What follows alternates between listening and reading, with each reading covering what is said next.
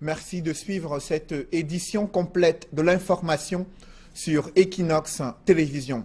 L'atmosphère était très tendue ce mercredi à Kumbo, cette ville où le ciel était foudroyé de la colère des milliers de jeunes venus accompagner dans son dernier voyage ce jeune adolescent de 16 ans, tombé sous les balles d'un gendarme lors d'une opération controversée en plein jour de rentrée scolaire. La famille exige des explications et des sanctions à l'encontre des auteurs de ce crime. Reportage Gladys Sidier. Toute une localité meurtrie, une foule en pleurs, composée en majorité de jeunes gens. Ils sont sortis en masse pour conduire Cyprien Sevitzem, tombé sous le coup des balles le 4 septembre dernier, à sa dernière demeure.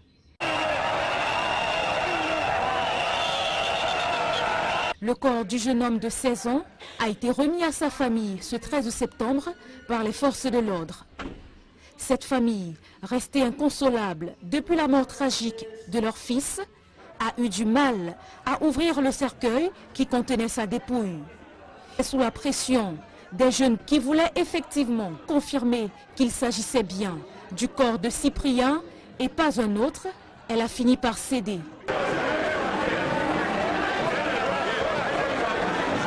Difficile de se contenir.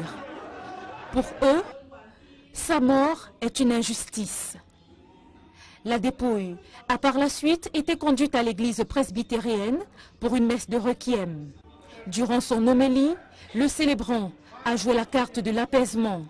Il a appelé les uns et les autres à pardonner. Puisque tout le monde est appelé à mourir, il faut donc accepter la volonté du Seigneur, a-t-il déclaré.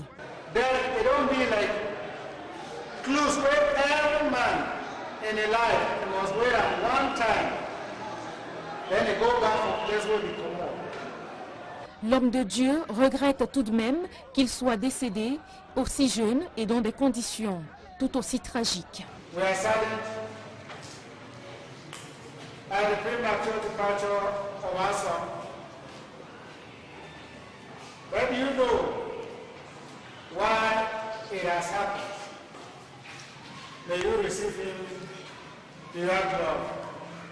Cyprien Sevitzem, brutalement arraché à la vie, repose désormais au cimetière de l'église presbytérienne de Kumbo. Mais la famille du jeune homme ne compte pas en rester là. Elle a véritablement du mal à tourner la page de ce triste épisode. Elle dit attendre des explications du gouvernement. 59 ans après l'assassinat de Ruben Oumniobé, l'un des pères fondateurs de l'UPC et héros national, les héritiers de son idéologie nationaliste se déchirent pour le contrôle des appareils politiques. La crise, le feuilleton de la crise au sein du Manidem vient de livrer un épisode riche en rebondissements.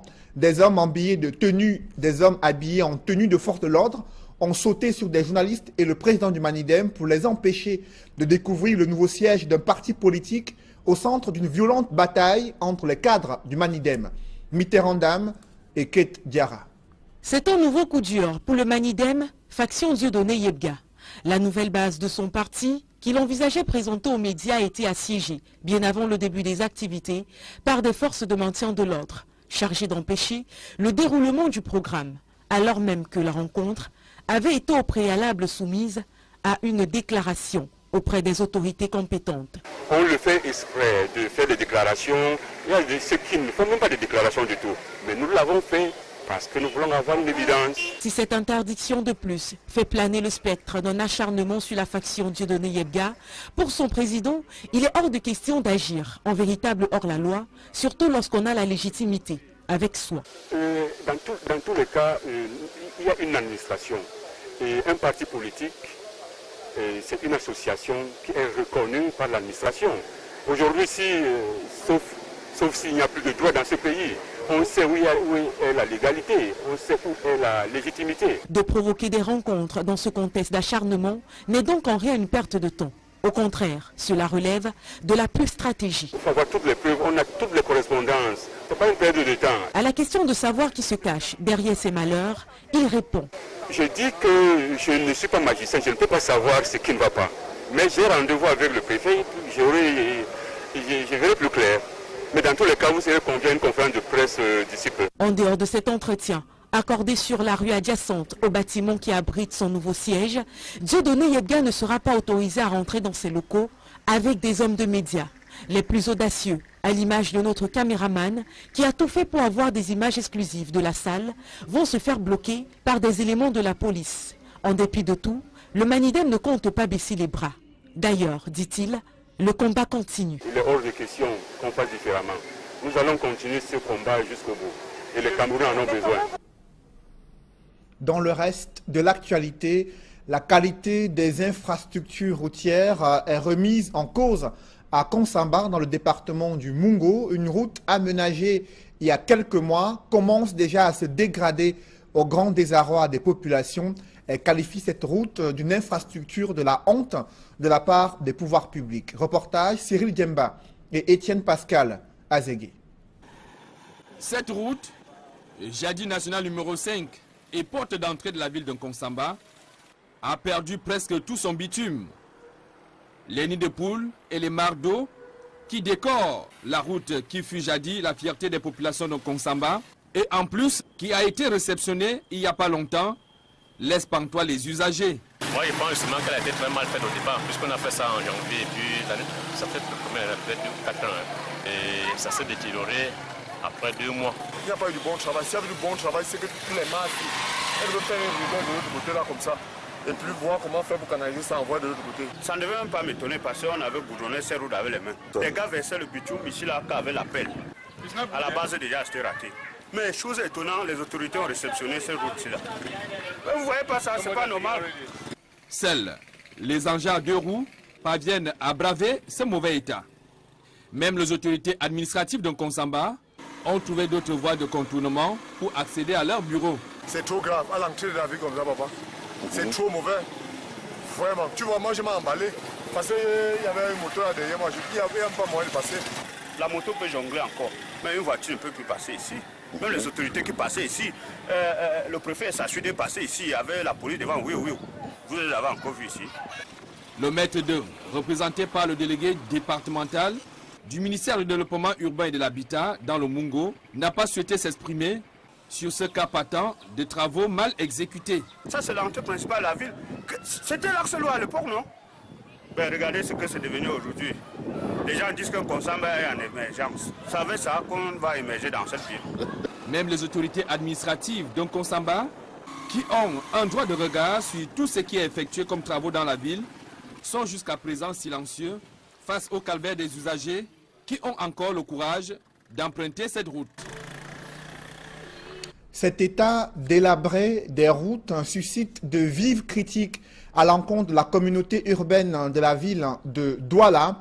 Et le docteur de la ville, Dr Fritz Ntonentone, délégué du gouvernement auprès de la communauté urbaine de la ville de Douala, avoue son incapacité à pouvoir résoudre tous ces problèmes. Il pointe du doigt le budget insuffisant de la communauté urbaine. Ce budget évalué, les recettes notamment, sont évaluées à environ une 60aine de milliards de francs CFA. Pour le délégué du gouvernement, il lui faut 150 milliards de francs CFA pour soigner toute la ville de Douala. Des précisions avec Sylvestre Hippolyte Zangaou.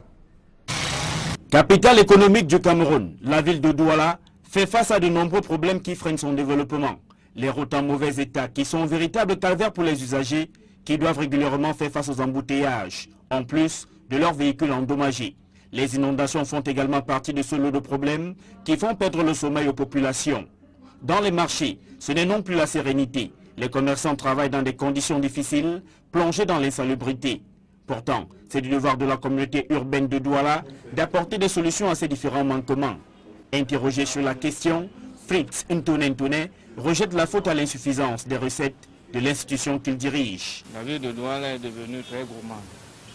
Même si on recouvre tout cela à 100%, nous ne pouvons dépasser que 60 milliards de budget pour des besoins de minimum de 150 milliards pour que vous voyez votre ville se développer telle que vous la voulez. Jusqu'à présent, à plus de 80%, pour ne pas dire 100%, ces recettes sont recouvrées encore par les services du ministère des Finances qui ont l'expertise. Bon, avoir l'expertise, ça ne veut pas dire que chaque fois on a recouvré, la répartition et la distribution se fait de manière automatique. Le délégué du gouvernement auprès de la communauté urbaine de Douala souhaite désormais multiplier les recettes en se tournant vers une collaboration étroite avec le secteur privé. Nous allons maintenant ouvrir un autre mode de financement, autre mode d'avoir des recettes, aller vers le partenariat public-privé, soit un autre mode qui nous permet donc de faire des grands projets. Signalons que pour le compte de l'exercice 2016, les recettes collectées par la communauté urbaine de Douala sont de 31 970 122 894 francs CFA contre 38 705 822 488 francs CFA en 2015. Je vous le disais en titre, la cote d'alerte est atteinte au Cameroun, un pays qui subit l'invasion des produits agroalimentaires non conformes présents sur des marchés très peu régulés. Les efforts du gouvernement jusqu'ici n'ont pas réussi à protéger les consommateurs et l'industrie agroalimentaire locale. L'ANOR propose aujourd'hui de mettre des vignettes sur des produits agroalimentaires importés depuis l'étranger pour être distribués au Cameroun. Des précisions avec Marcelin Gansop. Dans les marchés, supermarchés et autres grandes surfaces, des produits inondent les rayons sans que leur qualité ne soit toujours garantie. Aujourd'hui, vous entrez dans un supermarché, même si c'est vrai que les produits ont fait l'objet d'une évaluation de la conformité, dans le cadre du PKI, il n'y a aucun élément qui vous permet de vous rassurer comment est-ce que le consommateur peut percevoir qu'effectivement le produit qui est mis à sa disposition est de bonne qualité. Dans d'autres pays, vous retrouvez déjà ce marquage sur tous les produits qui ont fait l'objet d'une évaluation de la conformité. Aussi, les pouvoirs publics envisagent-ils de procéder dans un bref délai au marquage des produits soumis au programme d'évaluation de la conformité avant embarquement des marchandises importées en République du Cameroun. C'est-à-dire qu'il faudra désormais une vignette qualité qui permettra aux consommateurs qui rentrent dans un supermarché de savoir que tel produit a effectivement fait l'objet d'une évaluation de la conformité et c'est pour cela qu'il est mis sur le marché pour la consommation. Mais je voudrais également vous rassurer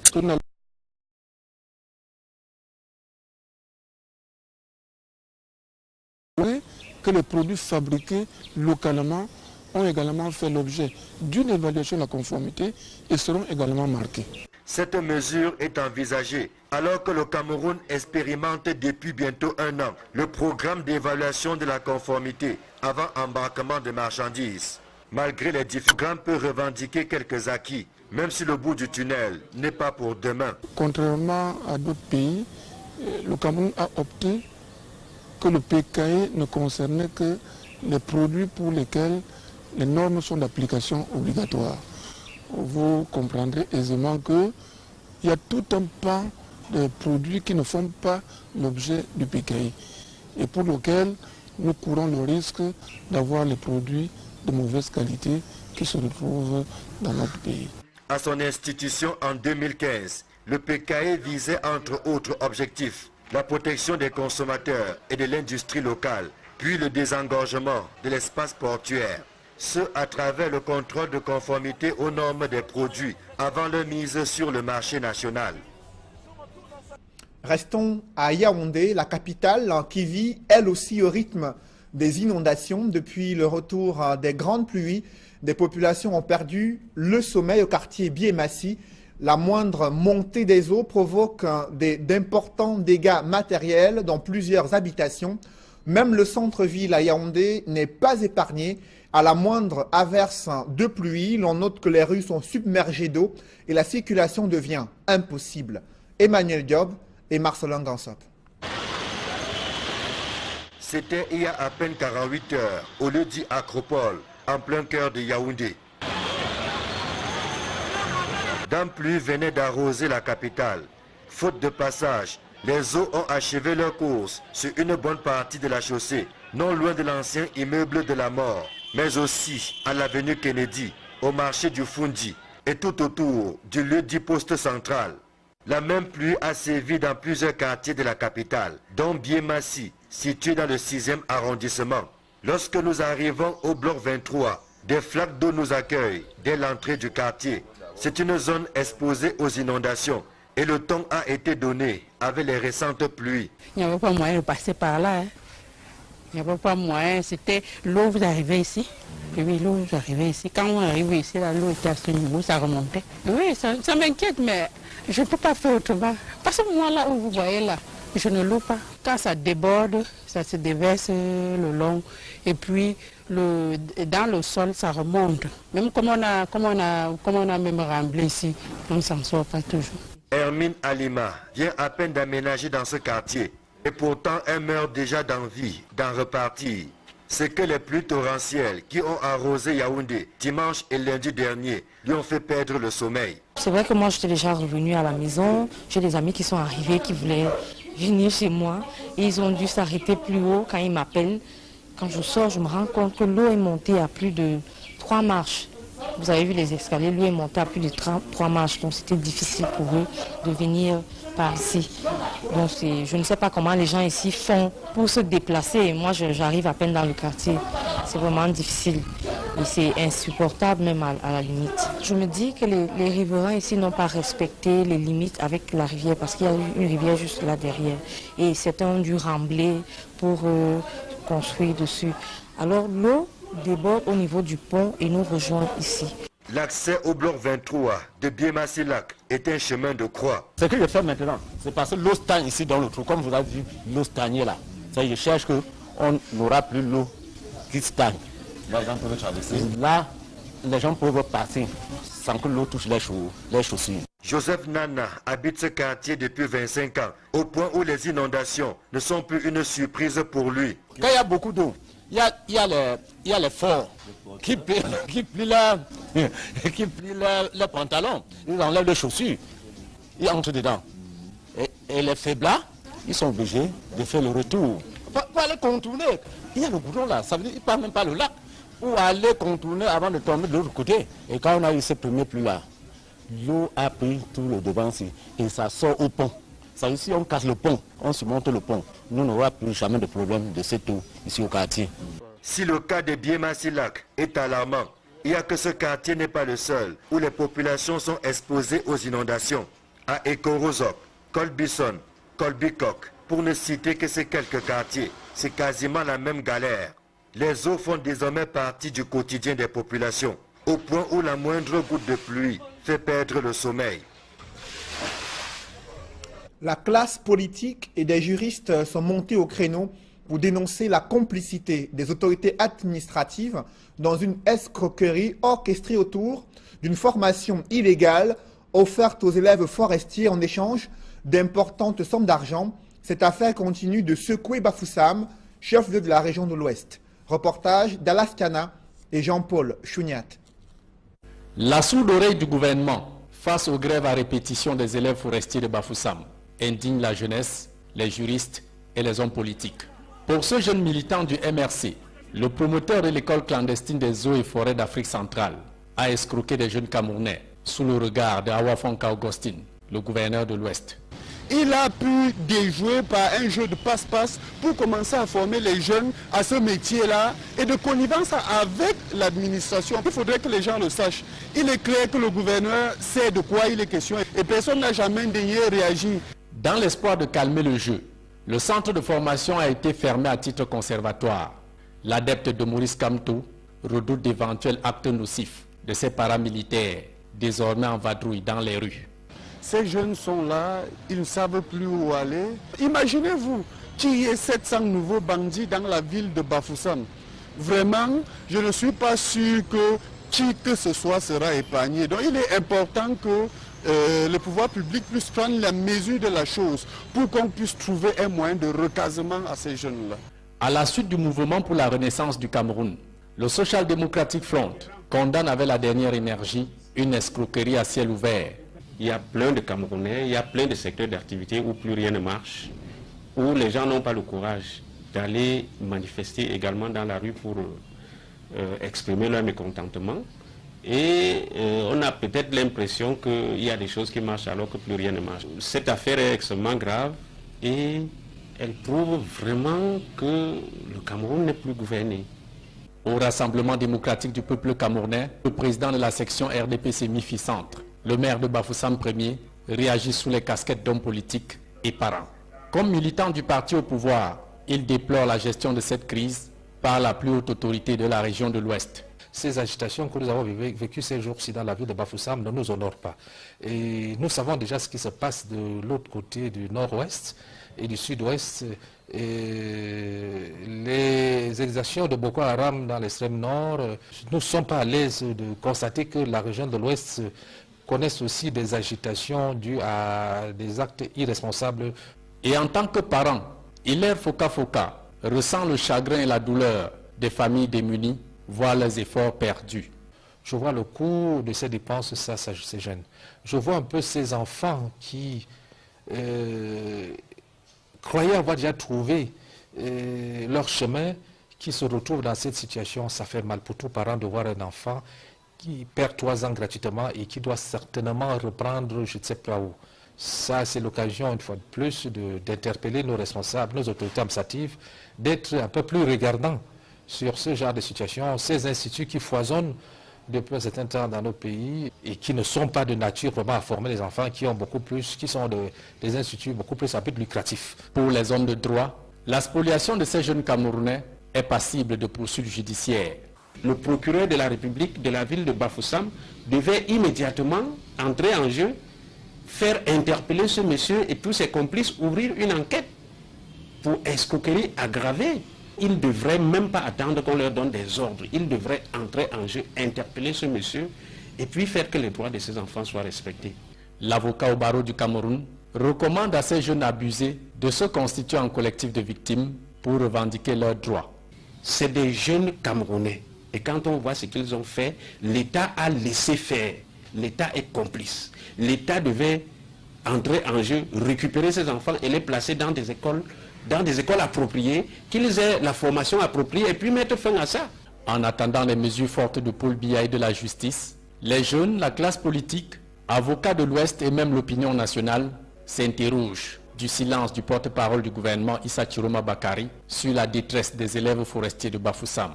Jusqu'ici, ils n'ont point été remboursés, encore moins achevé leur formation. Ils vivent désormais un drame psychosocial et financier bien loin de leur extrême nord natal.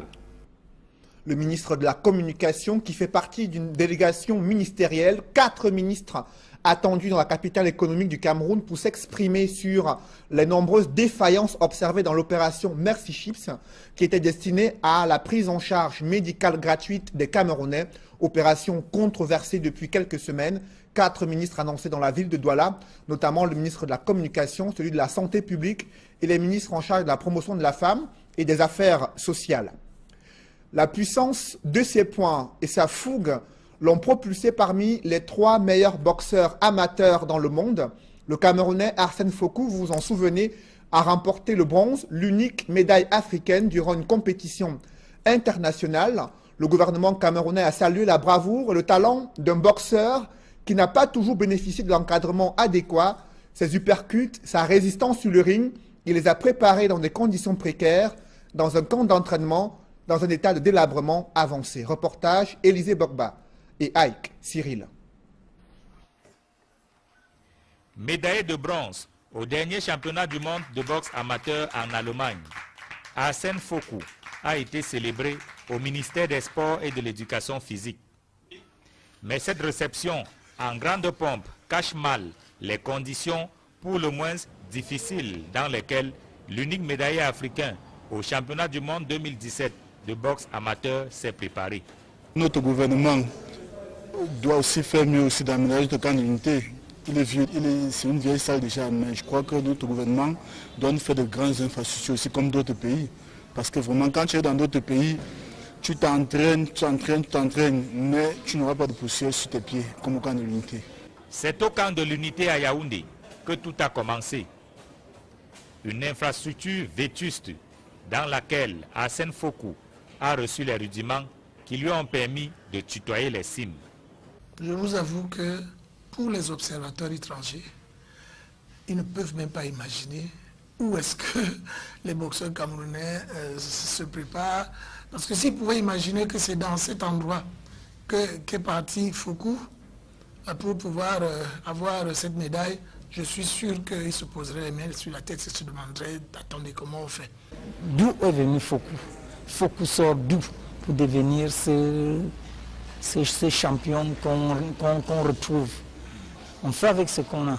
La salle elle est comme elle est. Nous travaillons archaïquement, mais on fait tout pour avoir ne serait-ce que le petit niveau de certains qui ont des machines, beaucoup de matériel approprié. Du ring de boxe au gradin qui n'existe pratiquement plus, en passant par le plafond et les toilettes qui ne payent pas de mine, le camp de l'unité à Yaoundé est un bâtiment en état de délabrement avancé. Pourtant, Arsène Fokou éprouve toujours du plaisir à y retourner. Tout le monde se sent bien quand il est chez lui, hein?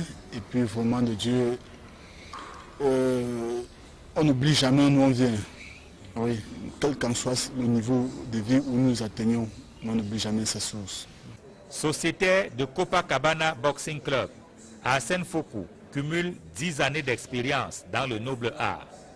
La médaille de bronze remportée au championnat du monde en Allemagne est la preuve que sur les traces de son idole, Floyd Mayweather, Arsène Fokou est en train de réaliser son rêve de devenir un jour champion du monde. Quel est l'horizon qui se dessine pour l'avenir politique du Togo? Après la pression de la rue, le Parlement togolais examine les projets de réforme constitutionnelles proposées par le président Faure Gnassingbé, des réformes déjà contestées par l'opposition. Des précisions avec Carlos Minoué et Hervé Kemier. Les revendications de l'opposition togolaise portaient sur un certain nombre de réformes sur la durée des mandats présidentiels et parlementaires et la limitation. Une réforme aussi du mode de scrutin présidentiel actuellement à un seul tour.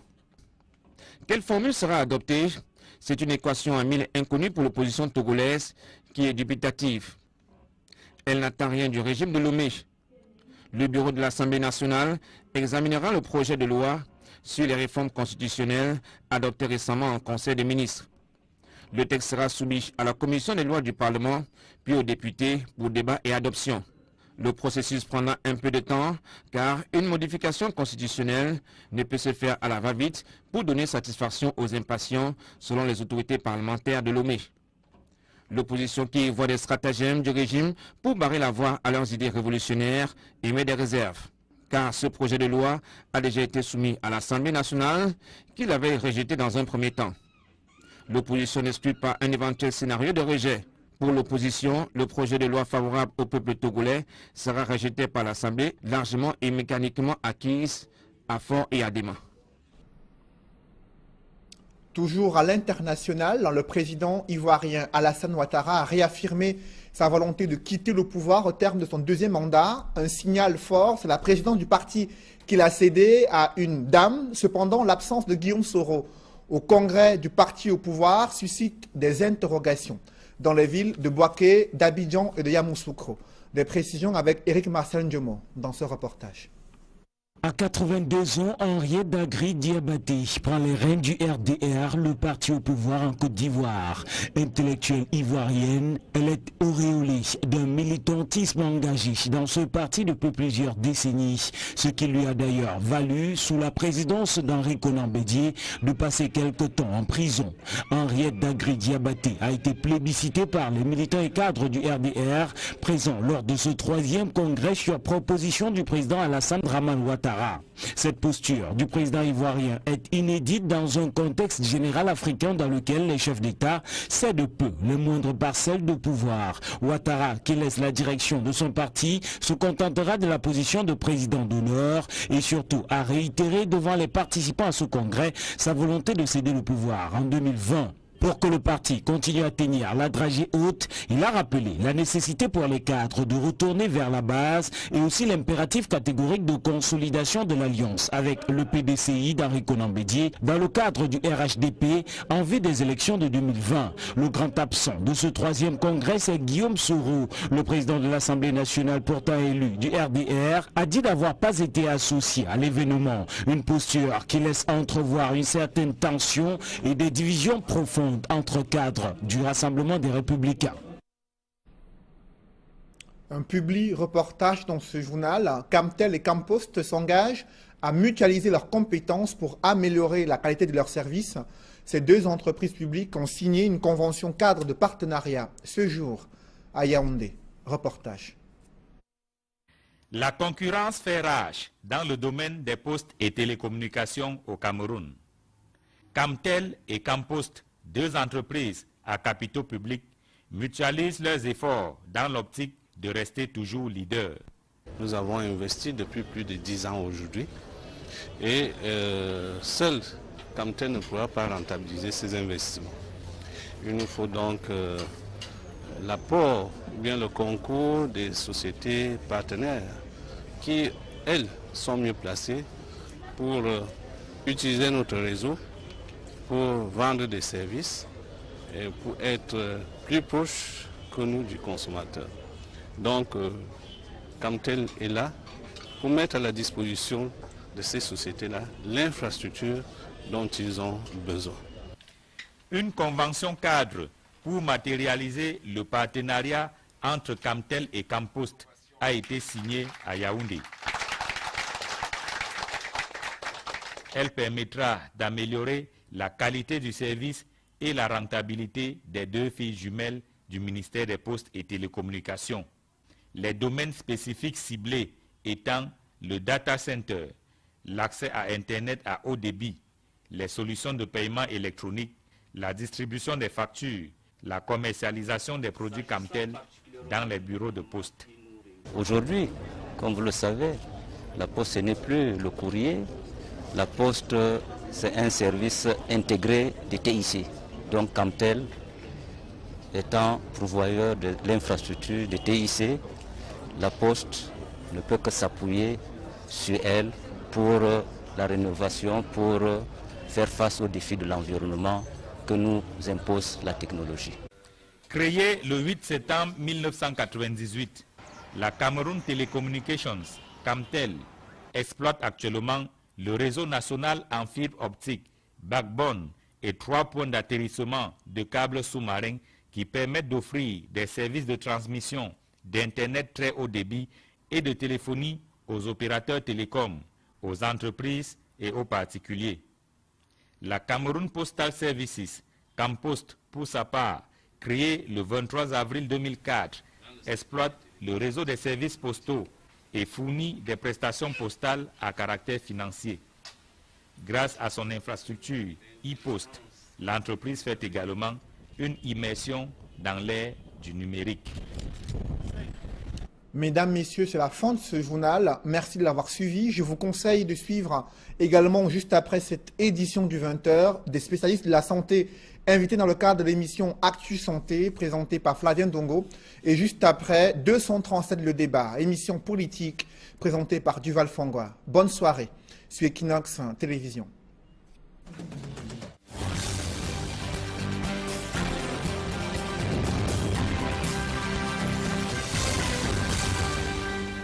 Et ça sort au pont. Ça ici, on casse le pont, on se monte le pont. Nous n'aurons plus jamais de problème de cette eau ici au quartier. Si le cas de Biemasilac est alarmant, il n'y a que ce quartier n'est pas le seul où les populations sont exposées aux inondations. À Ekorozok, Colbison, Colbicoc, pour ne citer que ces quelques quartiers, c'est quasiment la même galère. Les eaux font désormais partie du quotidien des populations, au point où la moindre goutte de pluie fait perdre le sommeil. La classe politique et des juristes sont montés au créneau pour dénoncer la complicité des autorités administratives dans une escroquerie orchestrée autour d'une formation illégale offerte aux élèves forestiers en échange d'importantes sommes d'argent. Cette affaire continue de secouer Bafoussam, chef-lieu de la région de l'Ouest. Reportage d'Alaskana et Jean-Paul Chouniat. La sourde oreille du gouvernement face aux grèves à répétition des élèves forestiers de Bafoussam indigne la jeunesse, les juristes et les hommes politiques. Pour ce jeune militant du MRC, le promoteur de l'école clandestine des eaux et forêts d'Afrique centrale a escroqué des jeunes Camerounais sous le regard de Awafonka Augustine, le gouverneur de l'Ouest. il a pu déjouer par un jeu de passe-passe pour commencer à former les jeunes à ce métier-là et de connivence avec l'administration. Il faudrait que les gens le sachent. Il est clair que le gouverneur sait de quoi il est question et personne n'a jamais daigné réagir. Dans l'espoir de calmer le jeu, le centre de formation a été fermé à titre conservatoire. L'adepte de Maurice Kamto redoute d'éventuels actes nocifs de ces paramilitaires, désormais en vadrouille dans les rues. Ces jeunes sont là, ils ne savent plus où aller. Imaginez-vous qu'il y ait 700 nouveaux bandits dans la ville de Bafoussam. Vraiment, je ne suis pas sûr que qui que ce soit sera épargné. Donc il est important que le pouvoir public puisse prendre la mesure de la chose pour qu'on puisse trouver un moyen de recasement à ces jeunes-là. À la suite du mouvement pour la renaissance du Cameroun, le Social Democratic Front condamne avec la dernière énergie une escroquerie à ciel ouvert. Il y a plein de Camerounais, il y a plein de secteurs d'activité où plus rien ne marche, où les gens n'ont pas le courage d'aller manifester également dans la rue pour exprimer leur mécontentement. Et on a peut-être l'impression qu'il y a des choses qui marchent alors que plus rien ne marche. Cette affaire est extrêmement grave et elle prouve vraiment que le Cameroun n'est plus gouverné. Au Rassemblement démocratique du peuple camerounais, le président de la section RDPC MIFI Centre, le maire de Bafoussam Ier, réagit sous les casquettes d'hommes politiques et parents. Comme militant du parti au pouvoir, il déplore la gestion de cette crise par la plus haute autorité de la région de l'Ouest. Ces agitations que nous avons vécues ces jours-ci dans la ville de Bafoussam ne nous honorent pas. Et nous savons déjà ce qui se passe de l'autre côté du nord-ouest et du sud-ouest. Les exactions de Boko Haram dans l'extrême nord, nous ne sommes pas à l'aise de constater que la région de l'ouest connaisse aussi des agitations dues à des actes irresponsables. Et en tant que parent, Hilaire Foka ressent le chagrin et la douleur des familles démunies, voient leurs efforts perdus. Je vois le coût de ces dépenses, ça c'est jeune. Je vois un peu ces enfants qui croyaient avoir déjà trouvé leur chemin, qui se retrouvent dans cette situation. Ça fait mal pour tout parent de voir un enfant qui perd 3 ans gratuitement et qui doit certainement reprendre je ne sais pas où. Ça, c'est l'occasion, une fois de plus, d'interpeller nos responsables, nos autorités administratives, d'être un peu plus regardants sur ce genre de situation, ces instituts qui foisonnent depuis un certain temps dans nos pays et qui ne sont pas de nature vraiment à former les enfants, qui sont des instituts beaucoup plus à but lucratif. Pour les hommes de droit, la spoliation de ces jeunes Camerounais est passible de poursuites judiciaires. Le procureur de la République de la ville de Bafoussam devait immédiatement entrer en jeu, faire interpeller ce monsieur et tous ses complices, ouvrir une enquête pour escroquerie aggravée. Il devait. Malgré les difficultés, peut revendiquer quelques acquis, même si le bout du tunnel n'est pas pour demain. Contrairement à d'autres pays, le Cameroun a opté que le PKE ne concernait que les produits pour lesquels les normes sont d'application obligatoire. Vous comprendrez aisément qu'il y a tout un pan de produits qui ne font pas l'objet du PKI et pour lequel nous courons le risque d'avoir les produits de mauvaise qualité qui se retrouvent dans notre pays.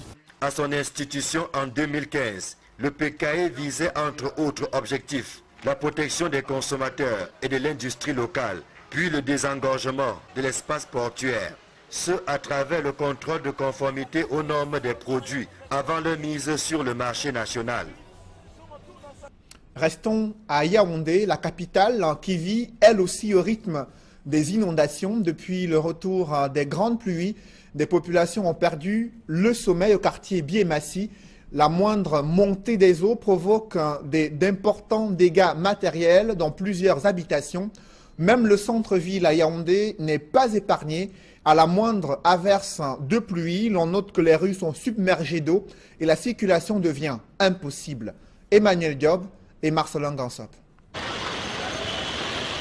C'était il y a à peine 48 heures, au lieu dit Acropole, en plein cœur de Yaoundé. Dame pluie venait d'arroser la capitale. Faute de passage, les eaux ont achevé leur course sur une bonne partie de la chaussée, non loin de l'ancien immeuble de la mort, mais aussi à l'avenue Kennedy, au marché du Fundi et tout autour du lieu dit poste central. La même pluie a sévi dans plusieurs quartiers de la capitale, dont Biémassi, situé dans le 6e arrondissement. Lorsque nous arrivons au bloc 23, des flaques d'eau nous accueillent dès l'entrée du quartier. C'est une zone exposée aux inondations et le ton a été donné avec les récentes pluies. Il n'y avait pas moyen de passer par là. Hein. Il n'y avait pas moyen. C'était l'eau, vous arrivez ici. Et oui, l'eau, vous arrivez ici. Quand on arrive ici, l'eau était à ce niveau, ça remontait. Oui, ça m'inquiète, mais je ne peux pas faire autrement. Parce que moi, là où vous voyez là, je ne loue pas. Quand ça déborde, ça se déverse le long. Et puis, dans le sol, ça remonte. Même comme on a même remblé ici, on ne s'en sort pas toujours. Hermine Alima vient à peine d'aménager dans ce quartier. Et pourtant, elle meurt déjà d'envie d'en repartir. C'est que les pluies torrentielles qui ont arrosé Yaoundé dimanche et lundi dernier lui ont fait perdre le sommeil. C'est vrai que moi, j'étais déjà revenue à la maison. J'ai des amis qui sont arrivés, qui voulaient venir chez moi. Et ils ont dû s'arrêter plus haut quand ils m'appellent. Quand je sors, je me rends compte que l'eau est montée à plus de 3 marches. Vous avez vu les escaliers, l'eau est montée à plus de 3 marches. Donc c'était difficile pour eux de venir par ici. Donc je ne sais pas comment les gens ici font pour se déplacer. Et moi, j'arrive à peine dans le quartier. C'est vraiment difficile. Et c'est insupportable même à la limite. Je me dis que les riverains ici n'ont pas respecté les limites avec la rivière parce qu'il y a une rivière juste là derrière. Et certains ont dû rembler pour construire dessus. Alors l'eau déborde au niveau du pont et nous rejoint ici. L'accès au bloc 23 de Biémassi-Lac est un chemin de croix. Ce que je fais maintenant, c'est parce que l'eau stagne ici dans le trou. Comme vous avez vu, l'eau stagne là. Ça, je cherche qu'on n'aura plus l'eau qui stagne. Là, les gens peuvent passer sans que l'eau touche les chaussures. Joseph Nana habite ce quartier depuis 25 ans, au point où les inondations ne sont plus une surprise pour lui. Quand il y a beaucoup d'eau, il y a les forts qui plient leurs pantalons, ils enlèvent les chaussures, ils entrent dedans. Et les faiblards, ils sont obligés de faire le retour. Pour aller contourner, il y a le goudron là, ça veut dire qu'ils ne partent même pas le lac. Pour aller contourner avant de tomber de l'autre côté. Et quand on a eu ces premiers pluies là, l'eau a pris tout le devant ici. Du gouvernement, il lui faut 150 milliards de francs CFA pour soigner toute la ville de Douala. Des précisions avec Sylvestre Hippolyte Zangaou. Capitale économique du Cameroun, la ville de Douala fait face à de nombreux problèmes qui freinent son développement.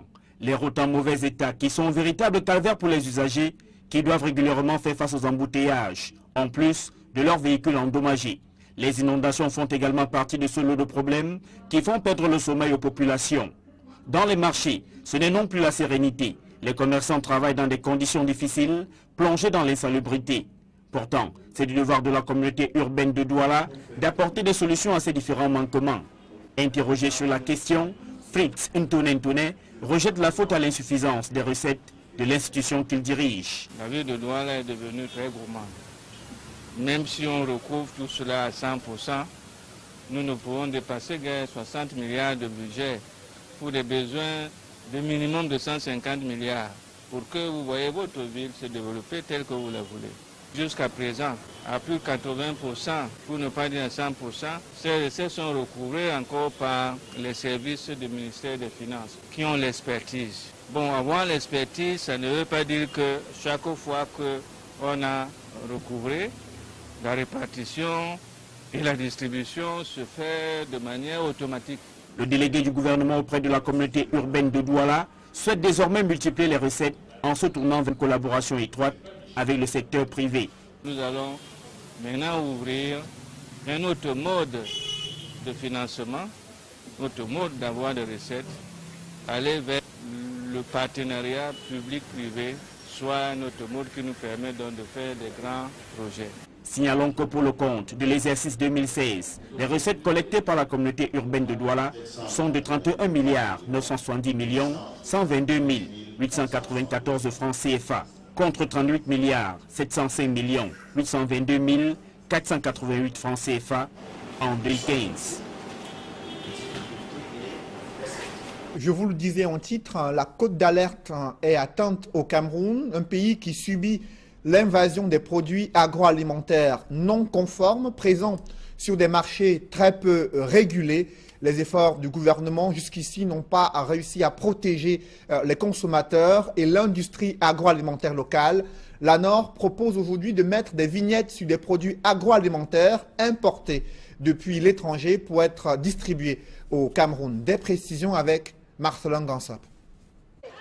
Dans les marchés, supermarchés et autres grandes surfaces, des produits inondent les rayons sans que leur qualité ne soit toujours garantie. Aujourd'hui, vous entrez dans un supermarché, même si c'est vrai que les produits ont fait l'objet d'une évaluation de la conformité, dans le cadre du PKI, il n'y a aucun élément qui vous permet de vous rassurer comment est-ce que le consommateur peut percevoir qu'effectivement le produit qui est mis à sa disposition est de bonne qualité. Dans d'autres pays, vous retrouvez déjà ce marquage sur tous les produits qui ont fait l'objet d'une évaluation de la conformité. Aussi, les pouvoirs publics envisagent-ils de procéder dans un bref délai au marquage des produits soumis au programme d'évaluation de la conformité avant embarquement des marchandises importées en République du Cameroun. C'est-à-dire qu'il faudra désormais une vignette qualité qui permettra aux consommateurs qui rentrent dans un supermarché de savoir que tel produit a effectivement fait l'objet d'une évaluation de la conformité et c'est pour cela qu'il est mis sur le marché pour la consommation. Mais je voudrais également vous rassurer que nous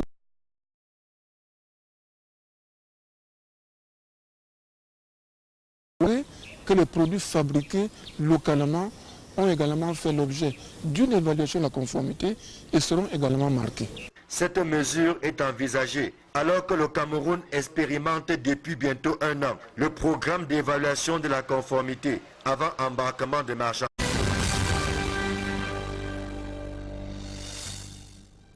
Merci de suivre cette édition complète de l'information sur Equinox Télévision. L'atmosphère était très tendue ce mercredi à Kumbo, cette ville où le ciel était foudroyé de la colère des milliers de jeunes venus accompagner dans son dernier voyage ce jeune adolescent de 16 ans, tombé sous les balles d'un gendarme lors d'une opération controversée en plein jour de rentrée scolaire. La famille exige des explications et des sanctions à l'encontre des auteurs de ce crime. Reportage Gladys Sidier. Toute une localité meurtrie, une foule en pleurs, composée en majorité de jeunes gens. Ils sont sortis en masse pour conduire Cyprien Sevitzem, tombé sous le coup des balles le 4 septembre dernier, à sa dernière demeure. Le corps du jeune homme de 16 ans a été remis à sa famille ce 13 septembre par les forces de l'ordre. Cette famille, restée inconsolable depuis la mort tragique de leur fils, a eu du mal à ouvrir le cercueil qui contenait sa dépouille. Et sous la pression des jeunes qui voulaient effectivement confirmer qu'il s'agissait bien du corps de Cyprien et pas un autre, elle a fini par céder.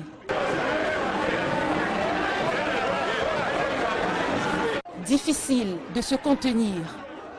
Pour eux, sa mort est une injustice. La dépouille a par la suite été conduite à l'église presbytérienne pour une messe de requiem. Durant son homélie, le célébrant a joué la carte de l'apaisement. Il a appelé les uns et les autres à pardonner.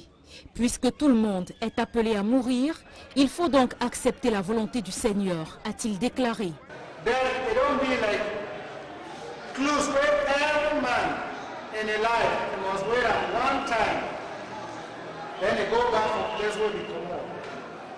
L'homme de Dieu regrette tout de même qu'il soit décédé aussi jeune et dans des conditions tout aussi tragiques.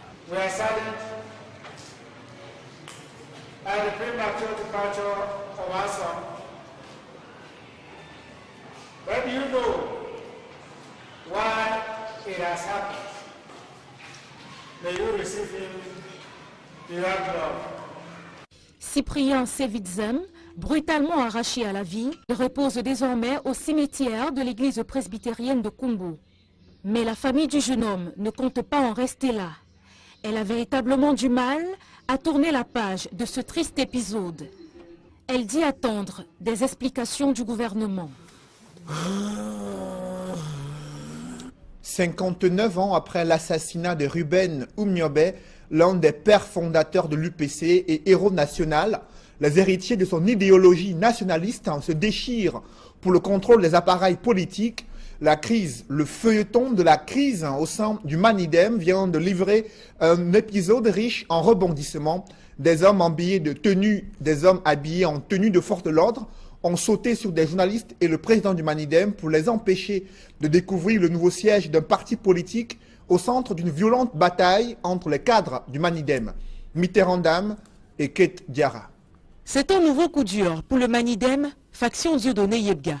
La nouvelle base de son parti, qu'il envisageait présenter aux médias, a été assiégée, bien avant le début des activités, par des forces de maintien de l'ordre, chargées d'empêcher le déroulement du programme, alors même que la rencontre avait été au préalable soumise à une déclaration auprès des autorités compétentes. On le fait exprès de faire des déclarations. Il y a ceux qui ne font même pas de déclarations du tout. Mais nous l'avons fait parce que nous voulons avoir une évidence. Si cette interdiction de plus fait planer le spectre d'un acharnement sur la faction Dieudonné Yebga, pour son président, il est hors de question d'agir en véritable hors-la-loi, surtout lorsqu'on a la légitimité avec soi. Dans tous les cas, il y a une administration et un parti politique. C'est une association qui est reconnue par l'administration. Aujourd'hui, sauf s'il n'y a plus de droit dans ce pays, on sait où est la légalité, on sait où est la légitimité. De provoquer des rencontres dans ce contexte d'acharnement n'est donc en rien une perte de temps. Au contraire, cela relève de la pure stratégie. Il faut avoir toutes les preuves, on a toutes les correspondances. Ce n'est pas une perte de temps. À la question de savoir qui se cache derrière ces malheurs, il répond. Je dis que je ne suis pas magicien, je ne peux pas savoir ce qui ne va pas. Mais j'ai rendez-vous avec le préfet, je verrai plus clair.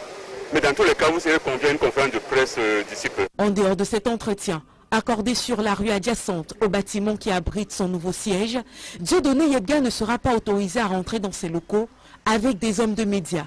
Les plus audacieux, à l'image de notre caméraman, qui a tout fait pour avoir des images exclusives de la salle, vont se faire bloquer par des éléments de la police. En dépit de tout, le Manidem ne compte pas baisser les bras.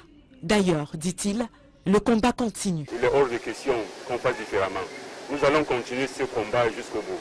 Et les Camerounais en ont besoin. Dans le reste de l'actualité, la qualité des infrastructures routières est remise en cause à Konsamba, dans le département du Mungo. Une route aménagée il y a quelques mois commence déjà à se dégrader au grand désarroi des populations. Elle qualifie cette route d'une infrastructure de la honte de la part des pouvoirs publics. Reportage Cyril Diemba et Étienne Pascal Azégué. Cette route, jadis nationale numéro 5 et porte d'entrée de la ville de Konsamba, a perdu presque tout son bitume. Les nids de poules et les mares d'eau qui décorent la route qui fut jadis la fierté des populations de Konsamba et en plus qui a été réceptionnée il n'y a pas longtemps, laisse pantois les usagers. Moi je pense justement qu'elle a été très mal faite au départ puisqu'on a fait ça en janvier et puis ça fait peut-être 4 ans et ça s'est détérioré après 2 mois. Il n'y a pas eu du bon travail. S'il y avait du bon travail, c'est que tous les masses, elles veulent faire un ruban de l'autre côté là comme ça. Et puis voir comment faire pour canaliser ça, envoyer de l'autre côté. Ça ne devait même pas m'étonner parce qu'on avait boudonné ces routes avec les mains. Les gars versaient le bitume ici là avec la pelle. À la base déjà c'était raté. Mais chose étonnante, les autorités ont réceptionné ces routes-ci là. Vous voyez pas ça, c'est pas normal. Seuls les engins à 2 roues parviennent à braver ce mauvais état. Même les autorités administratives de Konsamba ont trouvé d'autres voies de contournement pour accéder à leur bureau. C'est trop grave, à l'entrée de la ville comme ça, papa. C'est trop mauvais. Vraiment. Tu vois, moi je m'ai emballé. Parce qu'il y avait une moto là derrière moi. Il n'y avait même pas moyen de passer. La moto peut jongler encore. Mais une voiture ne peut plus passer ici. Même les autorités qui passaient ici, le préfet s'assurait de passer ici. Il y avait la police devant. Oui. Vous l'avez encore vu ici. Le maître d'œuvre, représenté par le délégué départemental du ministère du Développement urbain et de l'Habitat dans le Mungo, n'a pas souhaité s'exprimer sur ce cas patent de travaux mal exécutés. Ça, c'est l'entrée principale de la ville. C'était l'axe loi à l'époque, non? Ben, regardez ce que c'est devenu aujourd'hui. Les gens disent que Konsamba est en émergence. Vous savez ça, qu'on va émerger dans cette ville. Même les autorités administratives de Konsamba, qui ont un droit de regard sur tout ce qui est effectué comme travaux dans la ville, sont jusqu'à présent silencieux face au calvaire des usagers qui ont encore le courage d'emprunter cette route. Cet état délabré des routes suscite de vives critiques à l'encontre de la communauté urbaine de la ville de Douala. Et le docteur de la ville, Dr Fritz Ntonentone, délégué du gouvernement auprès de la communauté urbaine de la ville de Douala, avoue son incapacité à pouvoir résoudre tous ces problèmes. Il pointe du doigt le budget insuffisant de la communauté urbaine. Ce budget évalué, les recettes notamment, sont évaluées à environ une 60aine de milliards de francs CFA pour le